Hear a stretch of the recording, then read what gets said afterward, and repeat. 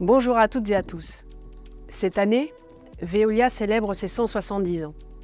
C'est l'occasion de retracer et de valoriser ce que les collaborateurs du groupe ont accompli pour répondre aux enjeux de chaque époque en termes de gestion de l'eau et des déchets et de production d'énergie.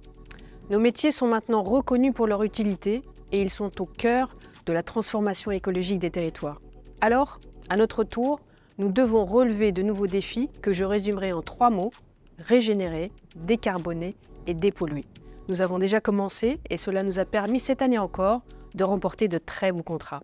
En 2024, les challenges commerciaux sont encore nombreux et il est crucial de continuer à innover pour apporter à nos clients des solutions à la hauteur de leurs enjeux environnementaux et pour saturer nos installations. Alors, nous allons intensifier la valorisation matière et le développement de boucles d'économie circulaire. En proposant plus de solutions de réemploi sur nos déchetteries pour commencer, en développant des capacités de tri sur nos plateformes et en créant de nouvelles filières afin de recycler des déchets qui sont encore aujourd'hui enfouis, comme le plâtre, les laines minérales ou le plastique. Et puis nous allons intensifier nos travaux avec les industriels locaux pour intégrer dans leur process de fabrication des matières premières secondaires issues de déchets en substitution de ressources vierges. Régénérer et décarboner implique également de produire encore plus d'énergie à partir des déchets. Sur les unités de valorisation énergétique que nous exploitons, nous allons chercher à valoriser tous les mégawattheures disponibles. Parallèlement, nous répondons à des appels d'offres afin d'exploiter de nouvelles installations. Cette année, à Chaingy, nous allons mettre en service une unité de valorisation des CSR d'une capacité de 54 000 tonnes. Les combustibles que nous produirons seront livrés chez Solvay, un industriel lorrain, pour remplacer le charbon et réduire de 50% ses émissions de CO2. Partout où cela est possible, nous allons installer sur nos sites des panneaux solaires afin de développer la production d'énergie photovoltaïque. Ces initiatives convergent toutes vers notre ambition de devenir autonome en énergie d'ici 5 ans.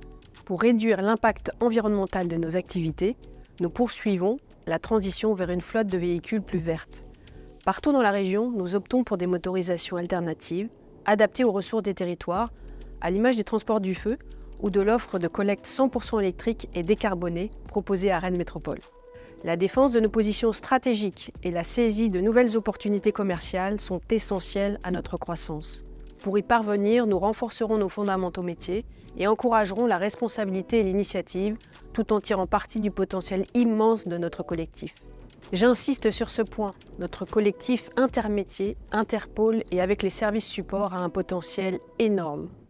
Je suis convaincue qu'il nous aidera à passer de nouveaux caps et à faire la trace. Ces synergies vont aussi nous permettre de gagner en agilité et en temps et donc de vous préserver. Comme chaque année, nous agirons dans le respect de nos 2 non négociables, la sécurité et le respect de l'éthique et la conformité. Nos progrès en termes de prévention santé-sécurité sont majeurs, avec une réduction de 37% de nos accidents avec arrêt. C'est le résultat de l'investissement permanent de chacun d'entre vous. C'est pour moi une vraie satisfaction et une raison supplémentaire de croire en notre capacité à atteindre le 0 accident. Les engagements de la région ont été tenus en 2023. Je suis fière du travail accompli.